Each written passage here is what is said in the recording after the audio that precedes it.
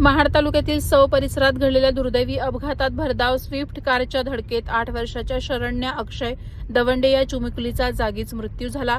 दुपारी सुमारे 1:30 वाजण्याच्या सुमारास MH06BF 2294 क्रमांकाच्या स्विफ्ट कारने सौ येथील रहिवासी अक्षय दवंडे यांच्या मुलीला धडक दिली। अपघातानंतर कार चालक फरहान अब्दुल कादिर ताजीर राहणार अप्पर तुडील घटनास्थळावरून निघून जाण्याचा प्रयत्न करत असताना ग्रामस्थांनी त्याला पकडून पोलिसांच्या स्वाधीन केलं। अपघातानंतर गुन्हा दाखल करण्यासाठी सौ परिसरातील ग्रामस्थांनी महाड शहर पोलीस ठाण्यात धाव घेतली। यावेळी पोलीस ठाण्याला घेराव घालून आरोपीला ग्रामस्थांच्या ताब्यात देण्याची मागणी ग्रामस्थांकडून करण्यात आल्यामुळे परिस्थितीत तणाव निर्माण झाला। याच कारणामुळे परिस्थिती नियंत्रणात आणण्यासाठी लाठीचार्ज करण्यात आल्याचं पोलीस निरीक्षक रमेश तडवी यांनी सांगितलं।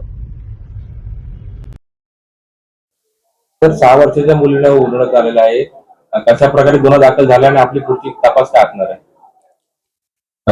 महाड शहर पोलीस स्टेशनला एक सौ जे गाव आहे तिथे 8 वर्षाची मुलगी आहे।